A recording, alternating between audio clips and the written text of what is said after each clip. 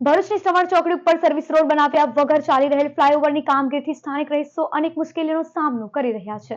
હાલ ભરૂચમાં ડેવલપમેન્ટના ઘણા કામો થઈ રહ્યા છે, પરંતુ સુચારુ આયોજન અને પ્લાનિંગ વગર થતા કામોને કારણે સ્થાનિક રહીશોને અને વાહન ચાલકોને પારાવાર મુશ્કેલીનો સામનો કરવો પડી રહ્યા હોવાનો અહેસાસ થઈ રહ્યો છે। ભરૂચના એબીસી સર્કલથી શ્રવણ ચોકડી સુધી ફ્લાયઓવર બ્રિજની કામગીરી મંદ ગતિએ ચાલી રહી છે। ટ્રાફિકથી અતિ વ્યસ્ત રહેલી શ્રવણ ચોકડી કે જ્યાં 5 થી 6 શાળાઓ પણ આવેલી છે અને અનેક સોસાયટીઓ પણ વસેલી છે। આજુબાજુમાં 5 થી 6 સ્કૂલ આવેલી છે। બધા છોકરાઓને સ્કૂલના જતા આવતા છોકરાઓ અહીંયા સ્કૂલનું પાર્કિંગ એલાઉ કરો, પણ બાકી બધા પાર્કિંગ એલાઉ ન કરે અને પાર્કિંગ માટે યોગ્ય સ્પેસ આપે તો બધા બાઇક અહીંયા પાર્ક કરે છે। આજુબાજુમાં ઘણી બધી જગ્યાઓ એવી છે કે જ્યાં પાર્કિંગ વ્યવસ્થિત આપી શકાય, સરકાર પે એન્ડ પાર્ક કરાવી શકાય। પાંજરાપોળની જમીનો પણ છે જેને આપી શકે છે અને પાર્કિંગની વ્યવસ્થા પણ થઈ શકે એમ છે। ત્યાં ચાલી રહેલી કામગીરી દરમિયાન સર્વિસ રોડ બનાવ્યા વગર જ કામગીરી હાથ ધરાતા વાહન ચાલકોને અને સ્કૂલના વિદ્યાર્થીઓને વારંવાર મુશ્કેલીનો સામનો કરવો પડી રહ્યા હોવાનો સ્થાનિકો આક્રોશ ઠાલવી રહ્યા છે। हमें सरकार से ये उम्मीद है कि ये जो काम चल रहा है उसे जल्दी से जल्दी पूरा किया जाए। जो सर्विस रोड है जो बहुत धीरे काम हो रहा है उसके स्पीड को बढ़ाया जाए। और मानसून आने ही वाला है, मानसून आने से जो आसपास की सभी सोसाइटीज़ में पानी भरने की प्रॉब्लम आ सकती है क्योंकि रोड ऊंचा हो रहा है, तो इस प्रॉब्लम का सलूशन लाया जाए। और बहुत ज़्यादा, और दूसरी तरफ ये भी कहना चाहूँगी कि जो लोग यहाँ पे पेडिस्ट्रियंस चलते हैं जो बनाया गया है उसमें भी 2 व्हीलर्स चलते हैं, दोनों साइड से 2 व्हीलर्स आते जाते हैं जिससे उन पर चलने वाले लोगों को भी तकलीफ होती है। इस बात का भी सरकार जो है तंत्र जो यहाँ की एडमिनिस्ट्रेशन है वो इस बात का ध्यान रखे। આ ઉપરાંત શ્રવણ ચોકડી પર નિયમિત ટ્રાફિક પોલીસ પણ ન હોવાને કારણે વાહન ચાલકો બેફામ રોંગ સાઈડથી આવન જાવન કરતા હોવાની અકસ્માતનો ભય સેવાઈ રહ્યો છે। શનિવારે સાંજે શ્રવણ ચોકડી વિસ્તારની સોસાયટીના રહીશો એકત્રિત થયા હતા અને તંત્ર તથા સ્થાનિક નેતાઓની કામગીરી ઉપર પોતાનો રોષ ઠાલવ્યો હતો। મારું નામ દેવેન્દ્ર ભીમડા છે અને હું શ્રવણ ચોકડી નજીક આવેલ મીરાપાક સોસાયટીમાં રહું છું। અત્યારે જે ભરૂચમાં ઇન્ફ્રાસ્ટ્રક્ચર ડેવલપમેન્ટનું કામ થઈ રહ્યું છે, જેમાં આપણે જોઈ રહ્યા છીએ કે એબીસી ચોકડીથી લઈ અને શ્રવણ ચોકડી સુધી જે બ્રિજ બની રહ્યો છે એના કારણે ટ્રાફિકની સમસ્યા બહુ જ વકરી રહી છે। ટ્રાફિકની સમસ્યા ભરૂચ માટે કંઈ બહુ નવી બાબત છે નહીં।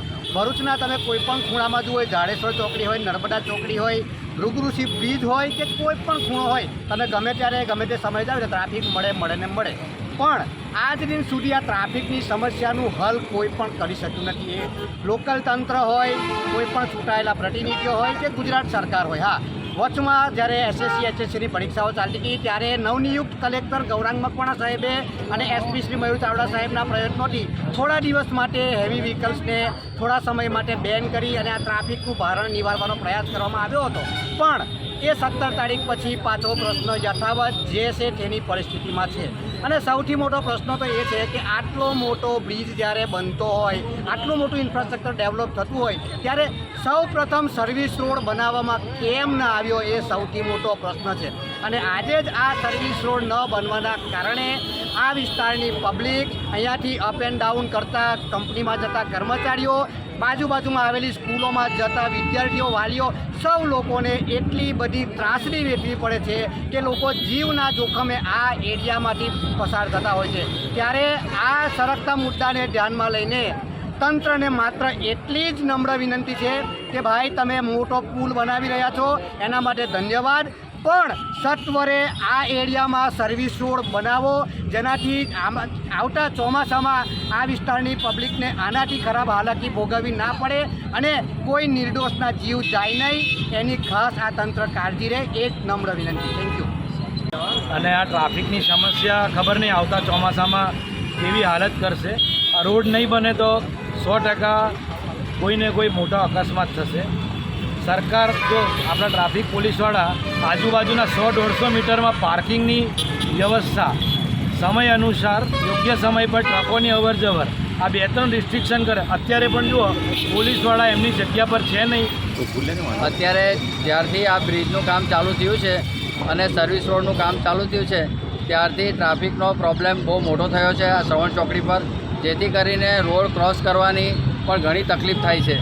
સાથે સાથે આ સ્કૂલના છોકરાઓને પણ આવવા જવાની તકલીફ થાય છે। ફૂટપાથ બધી કાઢી નાખી છે, જેથી આવવા જવાની તકલીફને લીધે પ્રશાસનને અમારી વિનંતી છે કે સૌથી પહેલાં આ સર્વિસ રોડ બનાવી દે